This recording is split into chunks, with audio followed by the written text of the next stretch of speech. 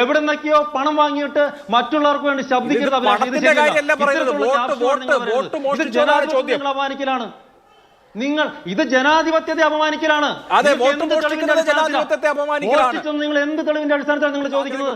ഇപ്പൊ കേരളത്തിലെ 140 നിയോജക മണ്ഡലങ്ങളിലെ ആളുകൾ സുരേഷ് ഗോപിക്ക് വോട്ട് ചെയ്യണമെന്നുള്ള ആഗ്രഹം കൊണ്ട് ഏതെങ്കിലും ഒരു മണ്ഡലത്തിൽ പോയി വോട്ട് ചെയ്യണമെന്ന് തീരുമാനിച്ചാൽ എന്തായിരിക്കും നമ്മുടെ ജനാധിപത്യത്തിന്റെ അവസ്ഥ? ഒന്ന് ആലോചിച്ച് നോക്കിയേ. ഞാനും അതാണ് നിങ്ങളുടെ ചോദ്യം.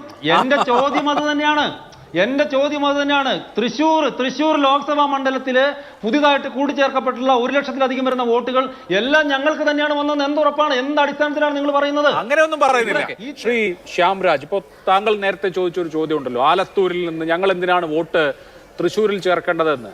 ആലത്തൂർ മണ്ഡലത്തിൽ താമസിച്ചിരുന്ന അല്ലെങ്കിൽ താമസിക്കുന്ന ഇപ്പോഴും താമസിക്കുന്ന നിങ്ങളുടെ പ്രധാനപ്പെട്ട പ്രവർത്തകർ തന്നെ തൃശ്ശൂരിൽ വോട്ട് ചേർത്തിട്ടുണ്ട്. ഇവിടെ ഇപ്പോൾ ഈ പ്രസന്ന അശോകന്റെ ഫ്ളാറ്റിൽ അവരറിയാതെ അവരുടെ അഡ്രസ്സ് ഉപയോഗിച്ച് വ്യാജമായി ചേർത്ത വോട്ടുകളിലെ ഹരിദാസൻ, അതുപോലെ തന്നെ അദ്ദേഹത്തിന്റെ ബന്ധുക്കൾ സൽജ, മുഖാമി അമ്മ, അവരൊക്കെ എവിടെയാണുള്ളത്? അവർ യഥാർത്ഥത്തിൽ ആലത്തൂർ ലോക്സഭാ നിയോജക മണ്ഡലത്തിൽപ്പെട്ട വേലൂർ എന്ന് പറയുന്ന സ്ഥലത്താണ്. ഇതാ ഇപ്പോൾ ഇന്ന് പോയാലും അവരെ കാണും അവിടെ. അവരിപ്പോഴും അവിടെ താമസിക്കുകയാണ്. പക്ഷെ അവര് വോട്ട് തൃശ്ശൂർ മണ്ഡലത്തിൽ ചേർത്തു. ഇങ്ങനെ ആലത്തൂർ മണ്ഡലത്തിൽ നിന്ന്, ചാലക്കുടി മണ്ഡലത്തിൽ നിന്നൊക്കെ BJPയുടെ പ്രവർത്തകർ തൃശ്ശൂരിൽ വോട്ട് ചേർത്തു. തൃശ്ശൂരിൽ ഇങ്ങനെ ഞങ്ങൾ എങ്ങനെയും ജയിക്കണം എന്ന മട്ടിൽ വോട്ട് ചേർത്തു എന്നുള്ളതാണ് ഇവിടുത്തെ പ്രശ്നം. ഇത് സ്വാഭാവികമായ ഒരു കാര്യമായിട്ട് താങ്കൾ കാണുന്നുണ്ടോ? വോട്ട് ചെയ്യാൻ വേണ്ടി മാത്രമായിട്ട് തൃശ്ശൂർ പോവുക, അതിനുശേഷം ഇപ്പോൾ ബാക്കി തിരികെ വന്നിട്ട് ആലത്തൂർ മണ്ഡലത്തിന്റെയും ചാലക്കുടി മണ്ഡലത്തിന്റെയും ഒക്കെ ഭാഗമായിട്ടുള്ള ഇടങ്ങളിൽ താമസിച്ച് ജോലി ചെയ്യുക. ഇനിയിപ്പോൾ അടുത്ത ഇലക്ഷൻ ഇപ്പൊ വീണ്ടും അവിടെ പോയി വോട്ട് ചെയ്യണ്ടേ? അഭിലാഷേ, ഇവിടെ നമ്മൾ ചർച്ച നടത്തുന്നത് ജനാധിപത്യത്തെ കുറിച്ചിട്ടും അതിന്റെ മര്യാദകളെ കുറിച്ചിട്ടും ഒക്കെ ആണെങ്കിൽ ഞാൻ സംസാരിക്കുമ്പോൾ അതിൻ്റെ ഇടയ്ക്ക് ഇടപെടാതിരിക്കാനുള്ള മര്യാദ താങ്കൾ കാണിക്കണം. ഈ ചർച്ചയിലുടനീളം ഞാൻ പറഞ്ഞതൊന്നും കേൾക്കാൻ വേണ്ടിയിട്ട് പറ്റുന്നില്ലെന്ന് ചർച്ച കണ്ടുകൊണ്ടിരിക്കുന്ന പലരും പറഞ്ഞുകൊണ്ടിരിക്കലാണ്. ഒന്ന് നിങ്ങളുടെ സൗണ്ട് അവിടെ കൂട്ടി വെച്ചിട്ടോ, എനിക്ക് നല്ല ശാരീരികമായിട്ട് അസ്വസ്ഥതകളുണ്ടോ എൻ്റെ സൗണ്ട് വരാത്തതുകൊണ്ടോ ഇത്തരത്തിലുള്ള കാര്യങ്ങൾ നിങ്ങൾ ചെയ്യരുത്. ഞാൻ പറയുന്നത് കേൾക്കാൻ വേണ്ടിയിട്ടുള്ള മര്യാദയും ഞാൻ പറയുന്നത് ജനാധിപത്യ മര്യാദയും നിങ്ങൾ കാണിക്കണം. ഒന്ന് ഞാൻ പറയാം, വീണ്ടും ഇടയ്ക്ക് കയറരുത്.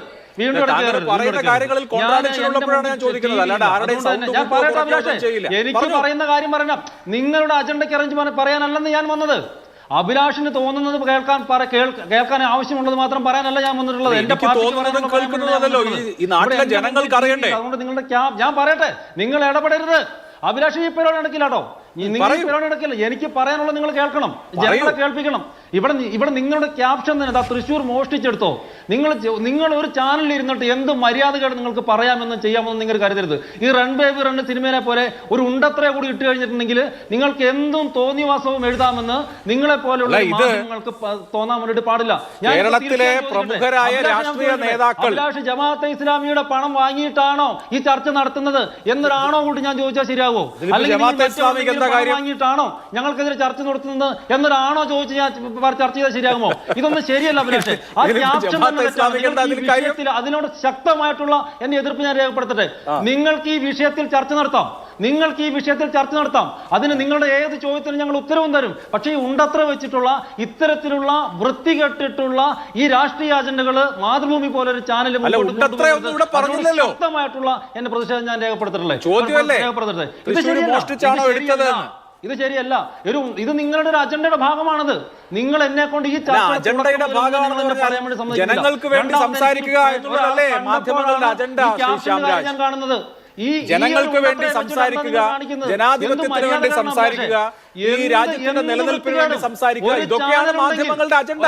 സ്വാഭാവികമായും മാധ്യമങ്ങളുടെ അജണ്ട വേണ്ടേ? ജനാധിപത്യത്തെ അംഗീകരിക്കുന്നില്ലാന്ന് ഈ ജനാധിപത്യത്തെ അംഗീകരിക്കാത്തത് അതിനെ തൂക്കി വിൽക്കാൻ വേണ്ടി ശ്രമിക്കുന്നവരാണ് നിങ്ങളെപ്പോലുള്ള മാധ്യമങ്ങൾ, നിങ്ങളെപ്പോലുള്ള മാധ്യമ പ്രവർത്തകര്. അവിടെയാണ് പ്രശ്നം. മോഷ്ടിച്ചത് നിങ്ങൾ എങ്ങനെയാ പറയാ? എങ്ങനെയാണ് നിങ്ങൾ പറയാ? ജനാധിപത്യ രീതിയിൽ വോട്ട് ചെയ്ത് ജയിച്ച ഒരാള് മോഷ്ടിക്കുകയാണ് എന്ന ആരോപണം ഈ രാജ്യത്തിന്റെ പ്രതിപക്ഷ നേതാവാണ് ഉന്നയിച്ചത്. നിങ്ങളെപ്പോലുള്ള മാധ്യമങ്ങളാണ് ജനങ്ങളുടെ പണം മോഷ്ടിക്കുന്നത്. എവിടെ നിന്നൊക്കെയോ പണം വാങ്ങിയിട്ട് മറ്റുള്ളവർക്ക് വേണ്ടി ശബ്ദിക്കരുത്. അപമാനിക്കലാണ്. നിങ്ങൾ ഇത് ജനാധിപത്യത്തെ അപമാനിക്കലാണ്. അതെ, വോട്ട് മോഷ്ടിക്കുന്നത് ജനാധിപത്യത്തെ അപമാനിക്കലാണ്. നിങ്ങൾ എന്ത് തെളിവിന്റെ അടിസ്ഥാനത്തിലാണ് നിങ്ങൾ ചോദിക്കുന്നത്? അല്ല, ആ തെളിവുകളല്ലേ നമ്മുടെ നിങ്ങൾ ചോദിക്കുന്നത്? ഒന്നാമത്തെ മിനിറ്റ് മുതൽ ചോദിച്ചുകൊണ്ടിരിക്കുന്നത്. തെളിവില്ല. ആ തെളിവ് അങ്ങനെ പറയാം. ആ തെളിവ് ഈ രാജ്യത്തെ ഒരു ഇലക്ഷൻ പ്രോസസ്സിൽ വോട്ട് ചെയ്ത് ജയിച്ചതിനെ മര്യാദയ്ക്ക് മാനിക്കാൻ പഠിക്കണം അഭിലാഷേ. നിങ്ങൾക്ക് പറയാം. നിങ്ങൾ രാഷ്ട്രീയ അജണ്ട നടപ്പാക്കാൻ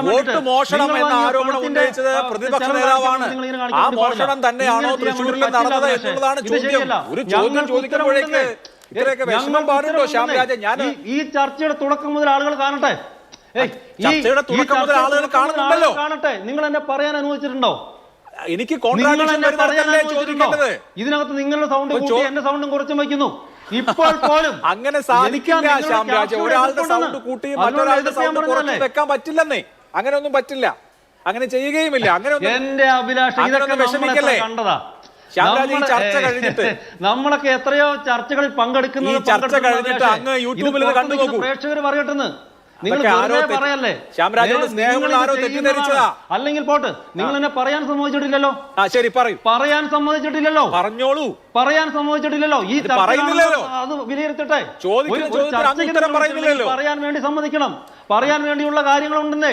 അല്ല, അഭിലാഷിന് ഇഷ്ടമുള്ളത് മാത്രം എന്റെ വായിൽ നിന്ന് കേൾക്കണം നിങ്ങൾ ധരിക്കരുത്. ഞാൻ എനിക്ക് പറയാനാണ് വന്നത്. എന്റെ പറയാനാണ് വന്നത്.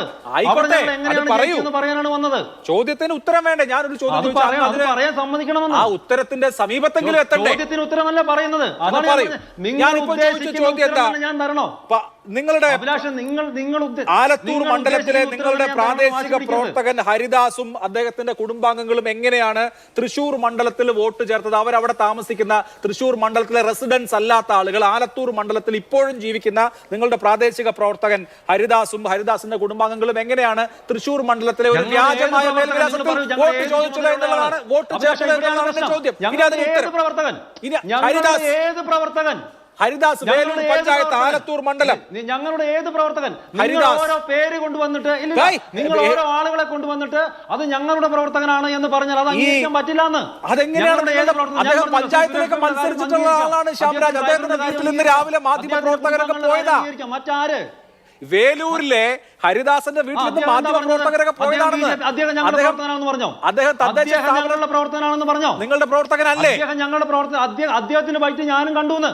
അപ്പൊ അദ്ദേഹം നിങ്ങളുടെ പ്രവർത്തകനല്ലേ? പറഞ്ഞോ? ഇനി അദ്ദേഹം എന്താ പറഞ്ഞത്? അദ്ദേഹത്തിന് ശ്രീ സുരേഷ് ഗോപിക്ക് വോട്ട് ചെയ്യണമെന്ന് ആഗ്രഹമുണ്ടായിരുന്നു. അദ്ദേഹത്തിന് സുരേഷ് ഗോപിക്ക് വോട്ട് ചെയ്യണമെന്ന് ആഗ്രഹമുണ്ടായിരുന്നു. അദ്ദേഹം പറയാൻ അനുവദിക്കണം. ഇതും എന്റെ ഇടയ്ക്ക് പറയരുത്. അദ്ദേഹത്തിന് വോട്ട് ചെയ്യണമെന്ന് ആഗ്രഹമുണ്ടായിരുന്നു. അദ്ദേഹം വോട്ട് ചേർത്തു. പിന്നീട് അദ്ദേഹത്തിന് തോന്നി അതിന് ശരികേടുണ്ടെന്ന്. പിന്നീട് അദ്ദേഹത്തിന് തോന്നി അതുകൊണ്ട് അദ്ദേഹം എന്ന് മുഴുവൻ അങ്ങ് പറയുന്നത് ഷാജിയെ കുറിച്ചുമാണ്. കുറെ ആൾക്കാരുള്ളതുകൊണ്ടാണ് ഒരുപാട്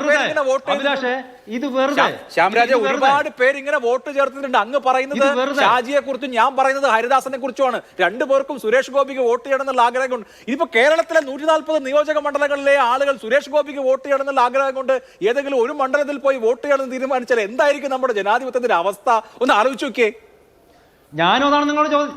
എന്റെ ചോദ്യം അത് തന്നെയാണ്.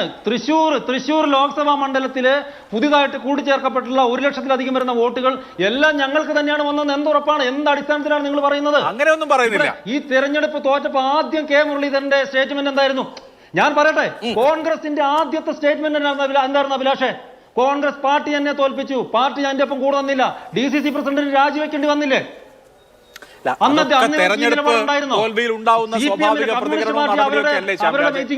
അവരുടെ വിലയിരുത്തൽ എന്താ?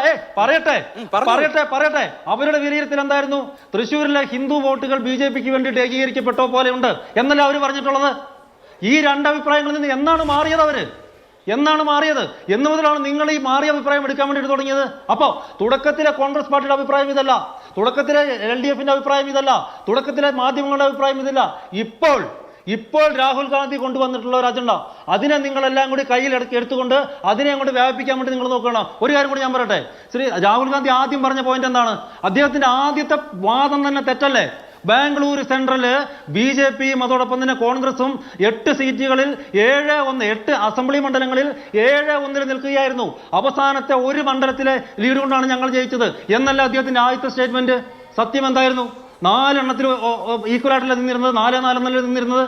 ഇനി ആ കള്ളം പൊളിഞ്ഞപ്പോൾ ഞങ്ങൾ പറഞ്ഞു ധുലെ മണ്ഡലത്തില് അവിടെ 6 മണ്ഡലങ്ങളിലും വോട്ടെണ്ണി കഴിഞ്ഞപ്പോൾ ഞങ്ങളായിരുന്നു ഒന്നാമത് നിന്നിരുന്നത്. അവസാനം മാലേഗാവ് സെൻട്രൽ, അതാണ് മണ്ഡലത്തിന്റെ പേര്, മാലേഗാവ് സെൻട്രലിലെ വോട്ട് മാത്രം എണ്ണിയപ്പോൾ കോൺഗ്രസ് പാർട്ടി മുമ്പിൽ പോയി. അതുവരെ 1,80,000 വോട്ടിന്റെ ലീഡിൽ നിന്ന് ഞങ്ങൾ അവസാനത്തെ ഒരു മണ്ഡലത്തിൽ 1,90,000 എന്തോ വോട്ടുകൾ കോൺഗ്രസ് പാർട്ടിക്ക് വന്നപ്പോൾ ഞങ്ങൾ ഏകദേശം 4,000 വോട്ടിന് തോറ്റു. അപ്പോൾ തുടക്കം മുതൽ അവസാനം വരെ രാഹുൽ ഗാന്ധി പറഞ്ഞിട്ടുള്ള ഓരോ വാദങ്ങളും പൊളിഞ്ഞു. അപ്പൊ പുതിയ വാദങ്ങളുമായിട്ട് വരികയാണ്. ഇന്നിപ്പോ നിങ്ങൾ പുതിയ വാദമാണ് ഉന്നയിക്കുന്നത്. നിങ്ങൾ പറയുന്നത് വോട്ടർ ലിസ്റ്റ് പേരെ ചേർത്തു, ഇരട്ട വോട്ടുകൾ ഉണ്ടെന്ന്. ഞങ്ങൾ പറഞ്ഞു ഞങ്ങൾക്ക് മാത്രമല്ല അങ്ങനെ ഉണ്ടായിരുന്നത്, ഈ എൽദോസ് കുന്നപ്പള്ളി അടക്കമുള്ള ആളുകൾക്ക് ഉണ്ടായിരുന്നു. ഇതിനകത്ത് അഭിലാഷേ എന്ത് പറഞ്ഞാലും നിങ്ങൾ അംഗീകരിക്കാനൊന്നും പോണില്ല. അല്ല, അതുകൊണ്ടല്ല താങ്കൾ പറയാൻ അനുവദിച്ചില്ല എന്നതുകൊണ്ടാണ് ഞാൻ ഇത്രയധികം സമയം അങ്ങേക്ക് തന്നത്. ശ്യാംരാജ്, ഈ ചർച്ചയിലെ മൊത്തം ക്വാണ്ടിറ്റേറ്റീവ് അനാലിസിസ് നടത്തിയാൽ കൂടുതൽ സമയം സംസാരിച്ചത് അങ്ങ് തന്നെയാണ്. ഇപ്പൊ അയ്യന്തോൾ വാട്ടർ സിറ്റി അപ്പാർട്ട്മെന്റ്, അവിടെ അടഞ്ഞുകിടക്കുന്ന ഒരു ഫ്ളാറ്റിൽ 30 വോട്ടാ ചേർത്തിരിക്കുന്നത്. ഇങ്ങനെ ഓരോ ഫ്ളാറ്റിലെയും, തൃശ്ശൂരിലെ ഓരോ ഫ്ളാറ്റിലും ചേർത്ത വോട്ടുകളുടെ കണക്കെടുത്തു കഴിഞ്ഞാൽ തലയിൽ കൈവച്ചു പോകും. അതാണ് അവസ്ഥ. എന്റെ ചോദ്യം അത് തന്നെയാണെന്ന് ഉണ്ടാവുന്നത്. ഞാൻ നേരത്തെ പറഞ്ഞില്ലേ, നിങ്ങളുടെ ഈ കൊച്ചിയിൽ ഇന്ന് ചേർത്തിട്ടുള്ള ഒരു വീട്ടിലെ 83 വോട്ട് അത് നിങ്ങൾ ഞങ്ങളുടെ തലയിലിടൂ. ഇല്ല, കൊച്ചിയിൽ ആരാ ചേർത്തത് പരിശോധിക്കുക. തെളിവുള്ളത് നിങ്ങളുടെ കാര്യത്തിലാണല്ലോ, തൃശ്ശൂരിന്റെ കാര്യത്തിലാണല്ലോ. കൊച്ചിയിൽ ആരാ ചേർത്തത് എന്നുള്ളത് പരിശോധിക്കാം. തൃശ്ശൂരിൽ ചേർത്തിട്ടുള്ള എല്ലാ വോട്ടുകളും ഞങ്ങൾ ചേർത്താണോ? എല്ലാ മണ്ഡലത്തിലെയും എല്ലാ വോട്ടുകളും ഞങ്ങൾ ചേർത്താണോ? ഇതുവരെ ഇപ്പോ ഞാൻ പറഞ്ഞില്ലേ, നേരത്തെ പറഞ്ഞില്ലേ, അതെല്ലാം ഞങ്ങൾ ചേർത്താണോ? ഇല്ലാത്ത അഡ്രസ്സിൽ 9 വോട്ട് ചേർത്തതിലെ ആളുകളൊക്കെ ഞാൻ പറഞ്ഞില്ലേ, നിങ്ങളുടെ തദ്ദേശ സ്വയംഭരണ സ്ഥാപനത്തിലേക്ക് മത്സരിച്ച കാര്യം പറഞ്ഞപ്പോൾ താങ്കൾ പറഞ്ഞത് വേറൊരാളുടെ, അയാള് സുരേഷ് ഗോപിക്ക് വോട്ട് ചെയ്യാനുള്ള ആഗ്രഹം കൊണ്ടാണ് വന്ന് അവിടെ വോട്ട് ചേർത്തത് താങ്കൾ തന്നെ പറഞ്ഞല്ലോ. എല്ലാം നിങ്ങളായിരിക്കില്ല, പക്ഷേ ആരെങ്കിലും ആയിക്കോട്ടെ ഇവിടെ വോട്ട് ചെയ്തോ? ശരി, അത് ആരും ആയിക്കോട്ടെ ചെയ്തോ? ഏതാണ് ഈ ഷാജി എന്ന് പറയുന്ന ആള് ചെയ്തില്ലല്ലോ. ഷാജി എന്ന് പറയുന്ന ആള് ചെയ്തിട്ടില്ല എന്ന് അദ്ദേഹം പറയുന്നു. ഓക്കെ, അദ്ദേഹം സുരേഷ് ഗോപിക്ക് വോട്ട് ചെയ്യാനുള്ള ആഗ്രഹം കൊണ്ട് ആലത്തൂർ ജീവിച്ചിരുന്ന ആൾ തൃശ്ശൂർ വന്ന് വോട്ട് ചേർത്തുക എന്നൊക്കെ പറയുമ്പോൾ തന്നെ ഈ സിസ്റ്റത്തിൽ വലിയ വലിയ പ്രശ്നങ്ങൾ ഉണ്ടെന്നുള്ളത് വ്യക്തമാണ്.